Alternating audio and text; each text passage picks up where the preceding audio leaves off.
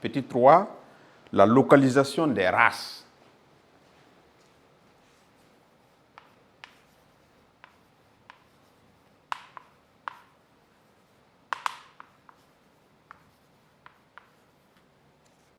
Donc, en petit 3, nous allons essayer de localiser où on trouve la majorité de ces différentes races-là. Donc, quand vous prenez par exemple les Noirs, donc on peut les retrouver majoritairement en Afrique au sud du Sahara, d'accord? On peut les retrouver en Amérique latine, on peut les retrouver au sud des États-Unis d'Amérique. Donc, et quand vous prenez les Blancs, on les rencontre majoritairement en Europe, on les rencontre aussi en Amérique, on les rencontre aussi en Afrique du Sud et en Afrique du Nord. Voilà un peu comment on peut les retrouver. Et quand vous prenez les jaunes, on les rencontre majoritairement en Asie orientale et en Asie centrale. Mais, je l'ai dit tantôt, avec les migrations, aujourd'hui, on peut rencontrer les différentes races-là partout dans le monde. Donc, nous avons essayé de donner les zones où on peut les rencontrer en grand nombre. Mais ça ne veut pas dire qu'ailleurs, on ne les rencontre pas. Quand vous prenez, par exemple, ici au Burkina Faso, vous pouvez rencontrer ces 3 types de races.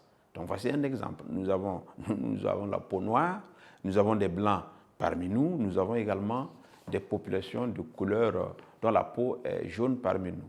Donc, c'est un peu ce que nous pouvons retenir dans ce point. Donc, on retient que les Noirs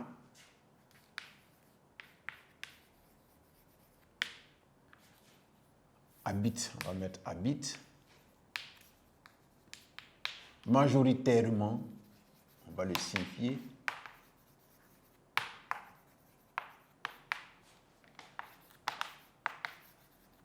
l'Afrique au sud du Sahara,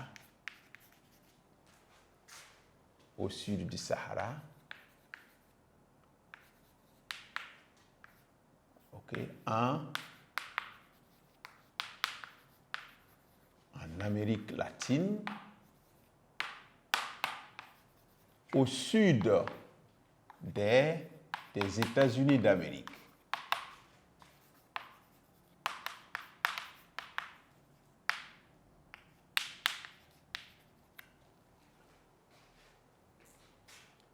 Donc, les Blancs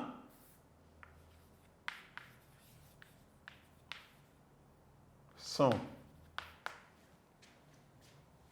majoritairement, on va à tout moment signifier cela, majoritairement en Europe,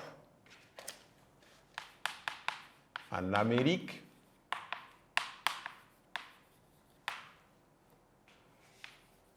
en Afrique du Sud, en Afrique du Sud,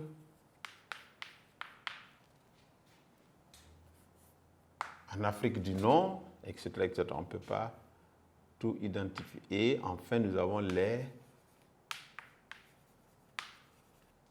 jaunes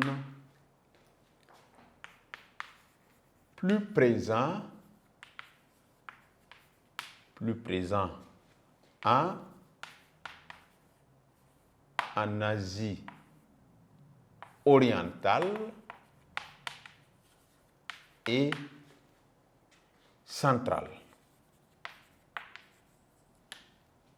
Maintenant, il faut noter qu'avec les migrations, ça c'est un NB, nota bene,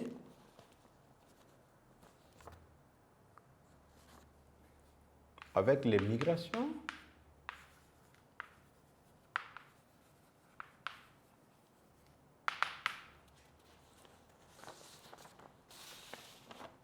on peut aujourd'hui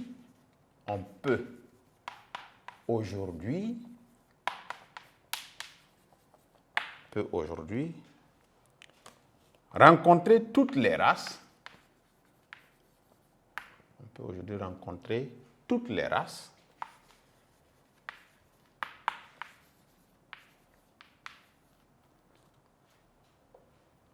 Partout dans le monde. Partout dans le monde.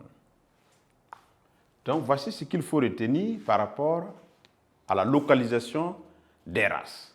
Nous avons les Noirs qui habitent majoritairement l'Afrique du Sud, l'Afrique au sud du Sahara, en Amérique latine et au sud des États-Unis d'Amérique. Les Blancs sont majoritairement en Europe, en Amérique, en Afrique du Sud, etc. etc. Ça veut dire que ce n'est pas fini, on peut ajouter l'Afrique du Nord, ainsi de suite.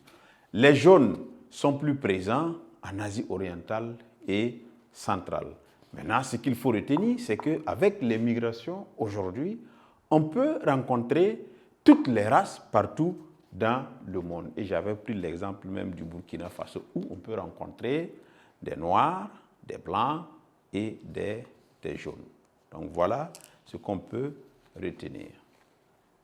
En grand 2, nous allons aborder les différentes langues, d'accord, les différentes langues dans le monde. Donc, grand 2, les différentes langues,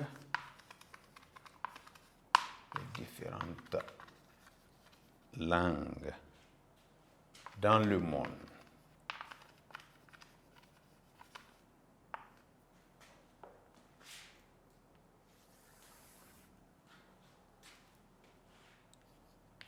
Petit 1, la diversité des langues.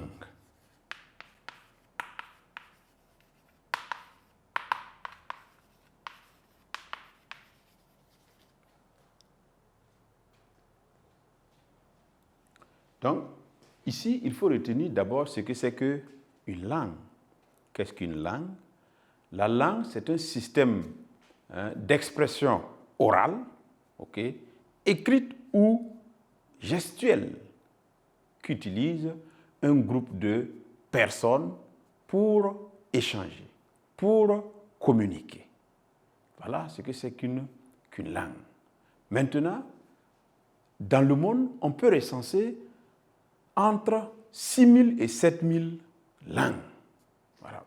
Parlées, écrites, d'accord, à travers le monde. Donc 6 000 ou 7 000 langues. Maintenant, alors, on a essayé de les regrouper en grandes familles. Okay? Et nous verrons les grandes familles de langues en petit 2. Donc, mais ici, en petit 1, d'abord, ce qu'il faut retenir, c'est la notion de langue qu'il faut retenir. Qu'est-ce que c'est? Donc, la langue est un système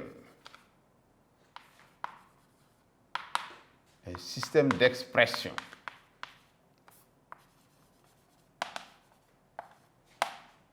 orale, une expression orale, d'accord, écrite ou gestuelle, une expression gestuelle, d'accord, qu'utilise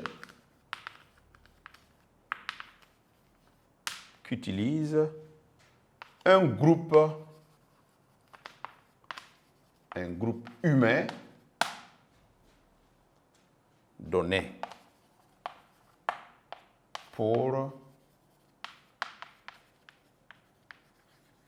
échanger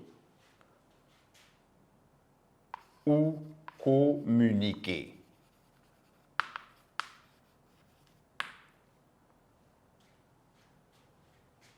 Donc, il existe une diversité de langues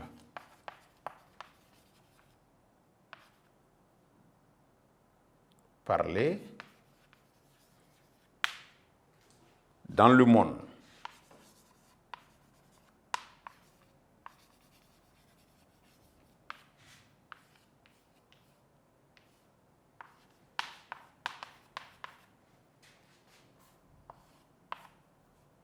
« 6 000 à 7 000. D'accord? regroupées, donc ces langues-là sont regroupées en grandes familles. En grandes familles. Et on aborde le 2, les grandes familles de langues.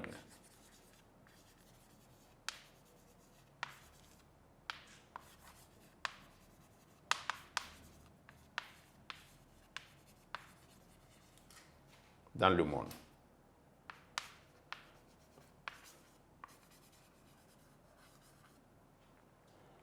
Alors, ici, nous avons 4 grandes familles. Okay? Nous avons la famille des langues indo-européennes, okay? Qui comporte évidemment des sous-groupes, parmi lesquels nous avons les langues germaniques, les langues latines ou méditerranéennes, les langues slaves. Et la deuxième grande famille, c'est la famille des langues chamito-sémitiques.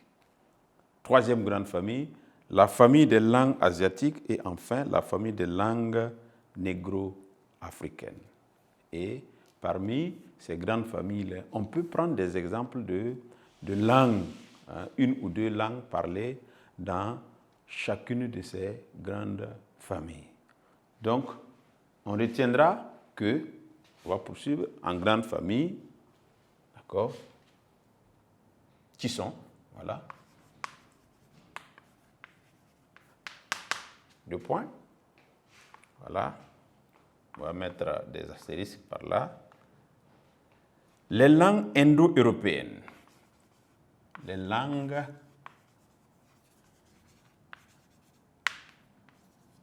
indo-européennes.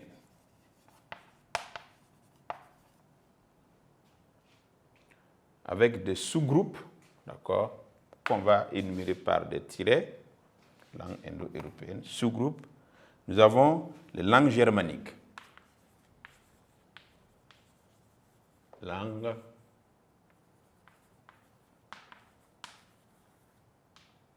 alors, des exemples, nous pouvons prendre l'allemand, nous pouvons prendre l'anglais, nous pouvons prendre le néerlandais,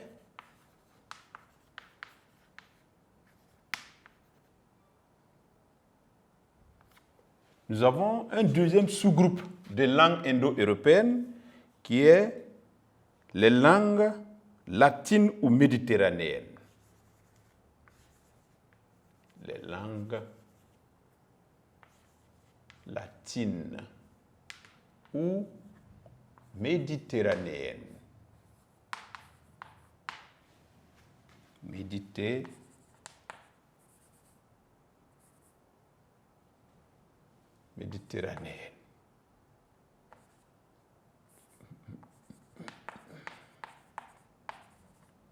Les langues latines ou méditerranéennes. Et là, nous pouvons prendre des exemples comme le français. Nous avons l'italien, l'espagnol, l'italien, italien.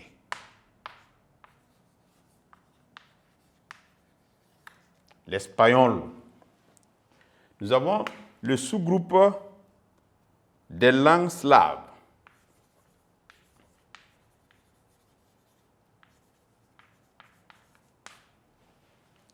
Et là, nous avons les langues comme le russe, le polonais, l'ukrainien, polonais, ukrainien. Donc, voici la première grande famille de langues. Donc, après les langues indo-européennes, nous avons une autre grande famille de langues qui est les langues chamito-sémitiques. Et dans ce lot, on peut ranger l'arabe, par exemple. On peut ranger aussi le berbère, la langue des berbères. Donc, deuxième grande famille, on a les langues chamito-sémitiques.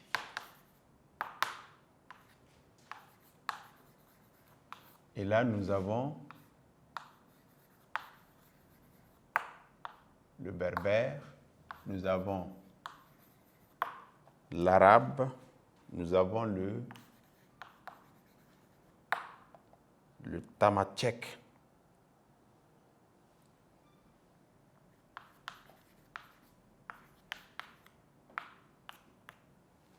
Et la troisième et avant-dernière grande famille, c'est la famille des langues asiatiques.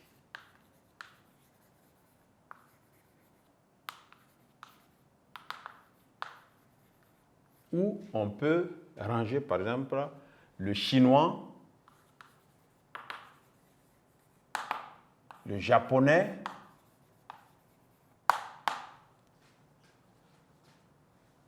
le turc,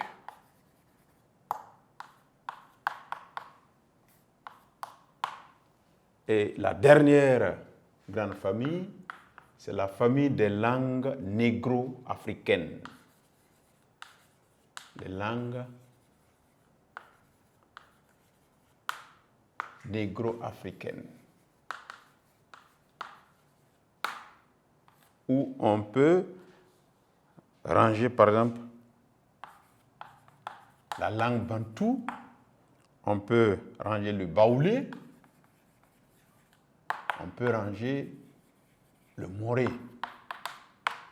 le swahili, il y a d'autres langues parlées dans le monde.